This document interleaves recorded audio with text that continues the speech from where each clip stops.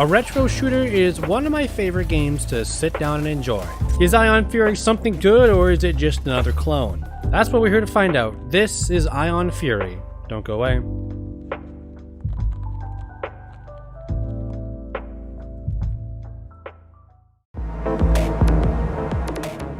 So, I've actually had my eyes on this game for quite a while. Long enough that I know that the original name of the game was Iron Maiden. But due to legal issues, they ended up changing the name. And for some reason, I'm not 100% sure why, I feel like the port from PC to PS4 took a really long time. I could be wrong in that, but when I say I had my eyes on this game, I mean I had my eyes on this game for a long time. Now, retro shooters don't really get a huge story. And, you know, maybe Ion Fury did something. No, they didn't. The main character is Bombshell Sally. And, she's okay. I mean, you really don't get to know anything about her other than a few voice quips. That's about it. Oh yeah. As far as the main villain goes, his name is Dr. Haskell. You get to see him once in the entire game, and all the other times you get to see his face on monitors, and he's usually heckling you or doing something. And yeah, so that's the story. I know it might be like, oh, it's a retro shooter, why you talking about why the story isn't good? Because we're in 2022. Sure, the retro shooter stories are usually not that great, but what if they were? Just because they weren't always 10 out of 10 doesn't mean that someone can try and take a shot at it, at least of the games I've played. But the big part of a retro shooter is the gameplay. And, I have it written down my notes here. Gameplay is okay. Let's talk about the good right away. Gun selection is good. Off the top of my head, you have the bombs, you have the stun rod, you have the pistol, you have the machine guns, the crossbow, the death machine. Every single one of these plays completely different, and I love that. There's no accidental duplicate weapons that play exactly like the other. All of their fire modes are sick. They also have a alternate fire mode, which really for some guns doesn't do a lot. For the death machine, your main fire mode is you wind up the chain gun and then you shoot. The alternate mode is you just wind up the gun and don't shoot. So it's not a huge gameplay difference. But then there are some alt modes that involve, like the crossbow, where if you hold it down long enough, you pretty much release an unrelenting volley of bow shots that can take down even the strongest of enemies.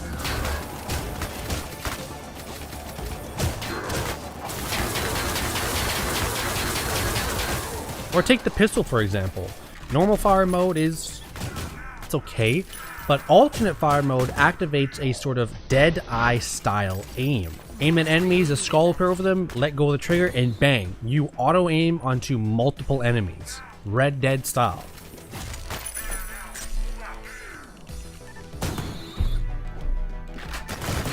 You also have explosives in this game. Landmines, which are cool. You can throw them out and make them explode, or you can activate the alternate fire, which is pretty much a cluster grenade.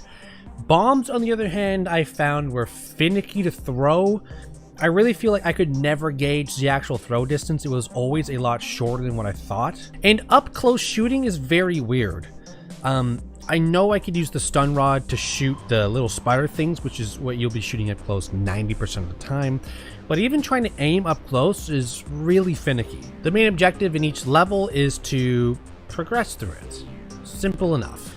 You do this by finding a door usually first, realizing you need a blue, yellow, or a red key card, finding said key card, coming back, unlocking the door, go on to the next spot, maybe power up a generator and then go to the next spot, and then probably find a switch and click that to open up a door, go to the next spot, then find the yellow key card and open up that door, and so on. And this cycle repeats itself from the very beginning of the game to the end of the final boss. You can do some stuff on the side, some interesting things, such as secret areas, usually involving a fan. Very few times were there any opportunities where I found a secret area through some other means, but most of the time, if there's a fan spinning on a wall or something, you shoot it and you go into the vent, you go outside the other side of the vent, and boom, it's a secret area. Those are very cool. It's a good mix-up to gameplay, but after a while, I just got stuck looking around levels just for fans. So a lot of the time, it wasn't that, accomplishing of a feeling to find a secret area. Now, for presentation, looking at my notes, I gotta admit the first thing on my notes is I'm disappointed. I love the look style of this game, but that's not because of the game, that's because I love retro shooters, because I grew up playing stuff like Hexen. A lot of the level look is bland. The game is set in a sort of futuristic inner city stuff. So every level you go into is a concrete jungle. Almost every one, like 95% of the time. 5% of the time, my favorite levels in the game are the one train level, okay? There was one level you went outside into a parking lot area where there was a church. Immediately when I go into these areas, I'm just in awe. I mean, like, this is a fresh air. In fact, the one area where you actually go outside to where there was trees and grass and a bit of a forest, the main character actually says, "Well, isn't this a breath of fresh air?" Well, duh. Maybe some people are a fan of playing through inner cities, but to me, inner cities all look the same. The first level looked the exact same as the 5th inner city level. There's no difference. It's all doors, windows, and concrete blocks to me. The look of the enemies was okay, I guess. I mean, they were really cool in the beginning. The main guys are sort of cloaked. The spiders definitely take a 100% copy and paste inspiration from Doom. You've got little drone flying guys. You've got like grenade launcher dudes. Overall though, nothing changes. There's no extra enemy that you'll unlock. Like there's no like, oh, in zone A, you'll face these enemies and you go into the next zone like in Hexen and you'll face different types of enemies. Sure, there are new enemies that come along, but you'll always face the exact same enemies. Those spiders and grunts you fought in level 1 are the same spiders and grunts you'll fight in the final level. My favorite enemy in the game though, and the one that I loved the most was, I don't even know the name, but it was the guy who had really long arms and he would jump at you and he sounded as insane as he looked.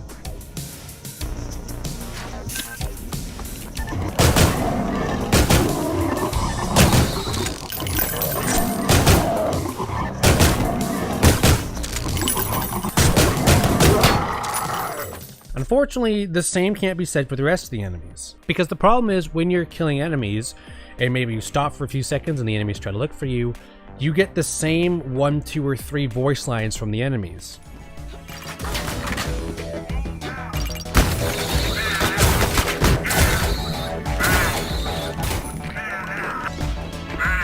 And I honestly got so tired of hearing the exact same voice scripts from start to finish.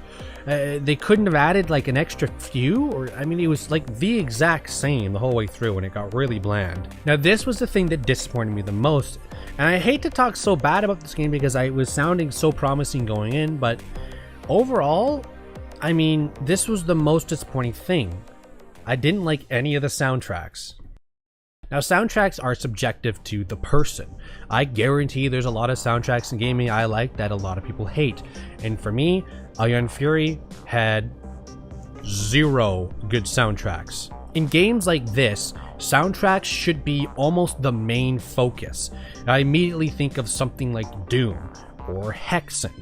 Hexen's soundtracks were front and center, okay? They overtook the game's sound effects at times, because in a game like this, you can do the best you can at creating great levels and great designed characters and enemies, but the music will always be playing 24/7, so it has to be main focus. Ion Fury just was in the background, you know, sometimes it came in, it was playing all the time, but sometimes it just drifted off. Don't get me wrong, the music was playing 24/7 in the game, it's just I didn't care for it. I barely even recognized it. I really didn't care for any of the soundtracks. How do you like your ribs?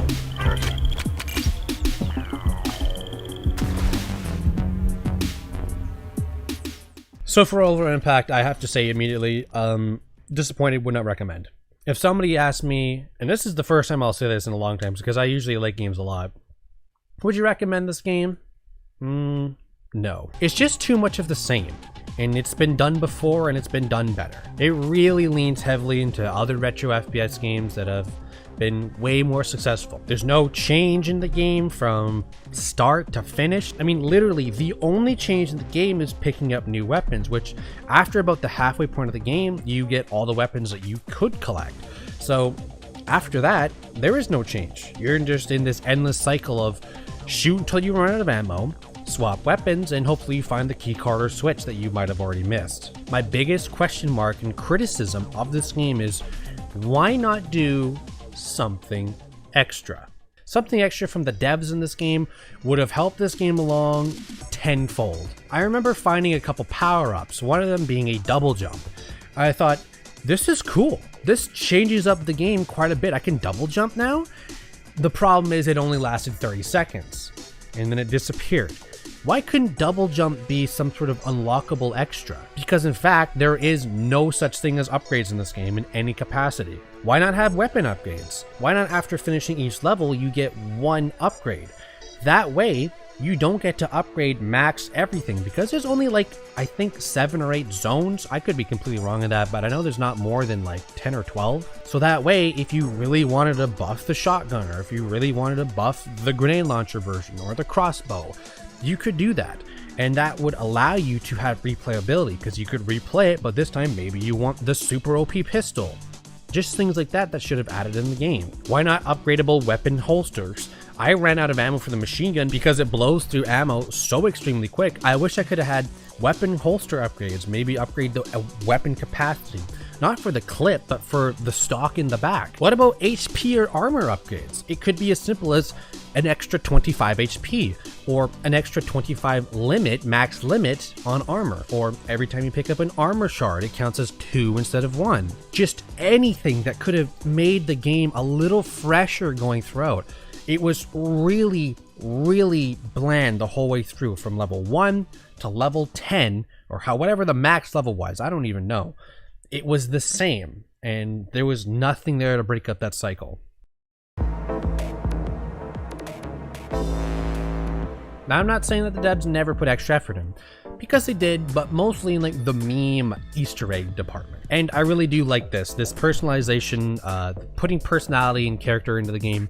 A lot of posters you'll see throughout the game, a lot of Easter eggs with like pop labels and Easter stuff written on the wall, and just cool stuff like that, that you know that when they were developing this game, someone somewhere sitting at the desk thought it would be fun if he put this on the wall or this on the ground, and a player discovered it, they would probably have a chuckle out of it, and I do appreciate that stuff. The last thing to talk about is how lackluster the main character feels, because she's described as this super badass Bombshell Sally character who really never feels badass, because she barely talks, and when she does, it's mostly quoting off of other games and movies. And when you do get to see her, it's for about 15 seconds at the end of the game with little clip art. For the rest of the time, yeah, sure, she's killing a bunch of enemies, but it's not actually her, it's because you're the player killing the enemies. I would have really liked her to be a real badass, rootable character. Again, asking too much for retro FPS? Possibly, but someone's got to come along and do it. But overall, at the end of the day, I really don't see a lot going for this game. I gotta give it a 5.9 out of 10.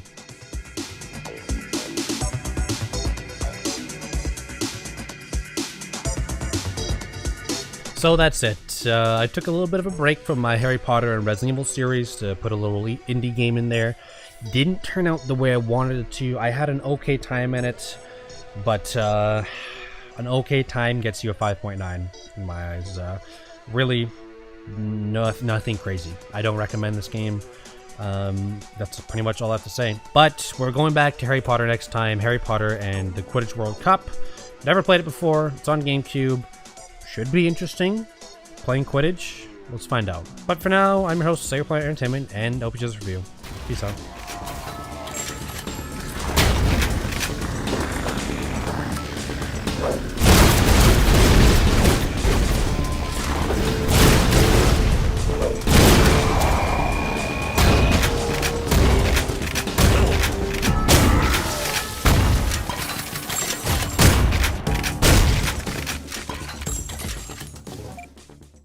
What is up? I know what you're thinking. You're only here for the bonus Easter egg soundtrack I put in at the end of every video. But did you also know I have a donation page under Buy Me a Coffee? Donate whatever you want to my channel and I'll put half that back to an environmental charity. So that's that. Enjoy the music. Peace out.